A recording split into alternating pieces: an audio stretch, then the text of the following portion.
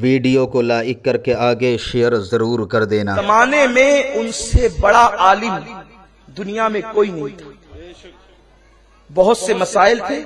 ایک مرتبہ خلیفہ وقت نے دیکھی ان کی علم کا، آپ چاروں مسلک پر فتویٰ دیتے تھے۔ غوث پاک مفتی تھے، دارالفتہ میں بیٹھتے، ظاہراً مفتی تھے لیکن باطناً ان کی شان تو کیا ہے، میں کیا بیان کروں۔ اعلیٰ حضرت جیسا یوں کہہ کے گزر جاتا ہے، سکر کے جوش میں جو ہے وہ تجھے کیا جانے۔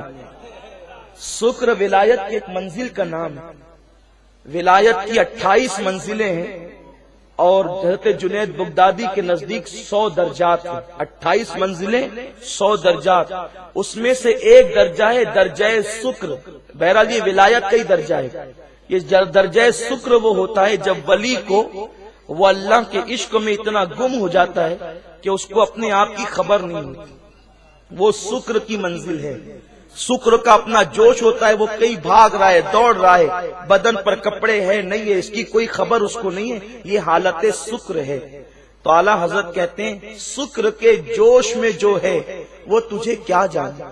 یا غوث جو ولی ہے، ولی ہیں، ہم تو ولی بھی نہیں ہیں، جو ولی ہیں اور اس منزل پر پہنچے یعنی ابھی سکر میں ہیں، ابھی سکر کی منزل تک پہنچے، سکر کے جوش میں جو ہے وہ تجھے کیا جانے۔ خضر کے ہوش سے پوچھے کوئی رتبہ تیرا، اگر مرتبہ پوچھنا ہے تو حضرت خضر سے پوچھا جائے۔ اور یہ خضر کون ہیں؟ یہ خضر وہ ہیں اللہ اکبر جو اللہ کے ایک روایت کے مطابق نبی ہیں اور بعض کہتے ہیں ولی ہیں۔ میں اس تحقیقی جو ہے وہ معاملات میں آپ کو الجھانا نہیں چاہتا، لیکن جو بھی ہیں جناب خضر کے مرتبے پر سب متفق ہیں۔ یہ وہ ہیں جن کو اللہ نے آب حیات عطا فرمایا اور یہ آج بھی زندہ ہیں اور لوگوں سے ملاقاتیں کرتے ہیں۔ تو اعلیٰ حضرت کہتے ہیں خضر کے ہوش سے پوچھے کوئی رتبہ تیرا، اس خضر سے پوچھو جس نے ولیوں کی بارگاہوں میں حاضریاں دی ہے اور ولیوں کی اور انبیاء کرام کے ولیوں کو بھی دیکھا ہے، اس خضر سے حضرت غوث کا رتبہ پوچھو۔ اب خضر کیا کہتے ہیں؟ صاحب بہجت الاسرار لکھتے ہیں، اور بہجت الاسرار شریف یہ وہ کتاب ہے جس میں بخاری شریف اور مسلم شریف کا انداز تحریر ملحوظ رکھا گیا ہے، کس نے کس سے روایت بیان کی، یہ ترتیب کے ساتھ بیان کیا گیا ہے۔ غوث پاک کی زندگی پر سب سے مستند کتاب اگر کوئی ہے وہ بہجت الاسرار شریف ہے۔ علامہ شتنوفی وہ ہیں جن کے والد نے غوث پاک کے دیکھنے والوں کو دیکھا ہے، یہ وہ بزرگ ہیں اور انہوں نے اتنی معتبر روایتیں لکھی ہے۔ تو سنو جناب خضر کے بارے میں صاحب بہجت الاسرار کیا کہتے ہیں کہ حضرت خضر سے پوچھا گیا کہ غوث پاک کا مرتبہ کیا ہے، تو فرماتے ہیں رسول اللہ سے پہلے جتنے انبیاء کرام گزرے ہیں ان انبیاء کی امت میں غوث العظم جیسا ولی پیدا نہیں ہوا، اور امت محمدیہ میں امام مہدی تک غوث پاک جیسا ولی پیدا نہیں ہو سکتا۔ نعرہ تکبیر، نعرہ رسالت، شان غوث اعظم۔ اسی لیے تو کہا جو ولی قبل تھے یا بعد ہوئے یا ہوں گے، جو ولی قبل تھے یا بعد ہوئے یا ہوں گے، سب ادب رکھتے ہیں دل میں میرے آقا تیرا، سب ادب رکھتے ہیں دل میں میرے آقا تیرا۔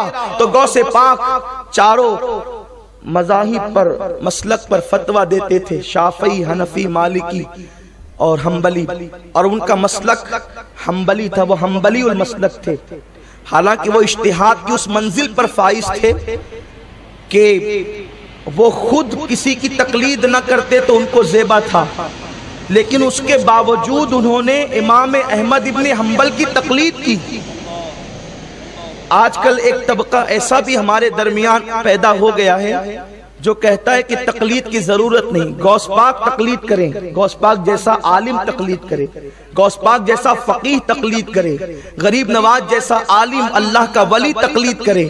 اور یہ بیچارے پان کی دکان لے کر بیٹھے ہیں، یہ بیچارے سائنس پڑھ رہے ہیں، انہیں تقلید کی ضرورت نہیں۔ کہتے قرآن کے ہوتے ہوئے، حدیث کے ہوتے ہوئے تقلید کی ضرورت کیا ہے؟ یہ کہتے کتنی سادہ سی اور کتنی سطحی بات کر رہے ہو۔ یہ تمہیں کس نے کہہ دیا کہ جو مسائل قرآن اور حدیث میں وضاحت کے ساتھ موجود ہے ہم اس میں کسی کی تقلید کرتے ہیں؟ آپ کا سوال ہی غلط ہے۔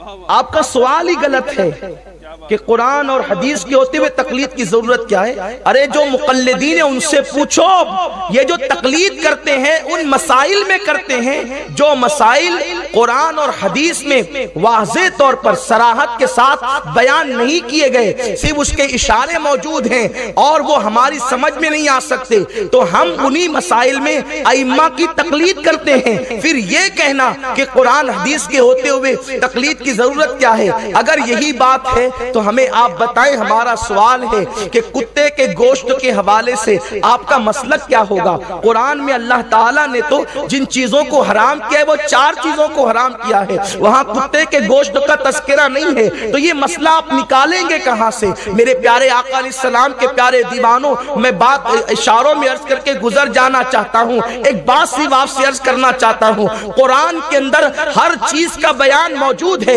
یہ ہمارا ایمان ہے، لیکن بعض چیزیں صراحت کے ساتھ ہیں، بعض چیزیں صراحت کے ساتھ نہیں ہیں، تو یاد رکھیں ہر آدمی میں اتنی صلاحیت نہیں ہے کہ وہ قرآن سے مسئلہ نکال سکے۔ بالکل اسی طرح سے کہ جیسے سمندر کے اندر موتی ہوتے ہیں، اس کا انکار کسی کو نہیں ہے، عالم جاہل متقی گنہگار سب اس بات پر متفق ہیں کہ سمندر کے اندر قیمتی موتی ہوا کرتے ہیں، لیکن سب کو پتا ہے کہ سمندر میں قیمتی موتی ہے۔ پھر لوگ سیاست میں الیکشن میں کیوں کھڑے ہوتے ہیں؟ وہ سیدھے جائیں اور سمندر کے اندر گوتا لگا دیں اور موتیاں نکال کر لائیں اور کروڑ پتی بن جائیں، اربوں پتی بن جائیں، یہ جاتے کیوں نہیں ہیں؟ آپ الیکشن میں کیوں کھڑے ہوتے ہیں؟ آپ دکانوں پر کاروبار کیوں کرتے ہیں؟ جب آپ کو پتا ہے کہ سمندر میں موتی ہے تو جاؤ لے کر آؤ، آپ کہیں گے نہیں لا سکتے، ہائی اس کا علم ہے لیکن نکالنے کا طریقہ ہمیں معلوم نہیں، ہم گواز نہیں ہیں، ہم ماہر شناور نہیں ہیں۔ بات یہ ہے سمندر میں موتی ہے، اس کا علم رکھنا الگ بات ہے، اور سمندر سے موتی نکالنے کا فن رکھنا یہ الگ بات ہے۔ سن لو، ہم ہما شما اگر کوئی سمندر میں موتی کے لیے گوتا لگائے گا تو اندر جا کر کے ڈوب جائے گا، باہر بھی نہیں آئے گا، موتی نکلنا تو دور کی بات، یہ جان کا قیمتی موتی بھی وہ کھو دے گا۔ میرے پیارے آقا علیہ السلام کے پیارے دیوانوں، اب مجھے بتاؤ، جب موتی نکالنا ہوتا ہے تو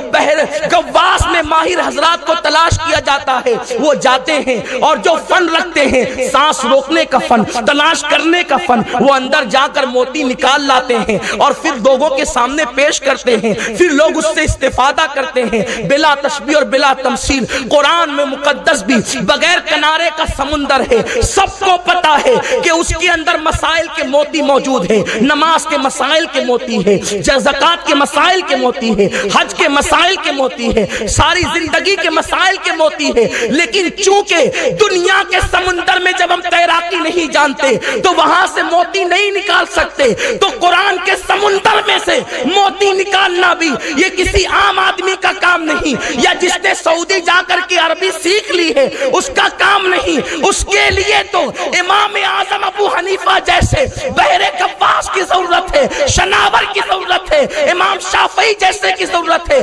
یہ قرآن کے سمندر میں جاتے ہیں اور موتی نکال کر کے لا کر امت کے سامنے پیش کرتے ہیں، امت استفادہ کرتی ہے۔ اب جس کی گہرائی تک جتنی زیادہ رسائی ہوگی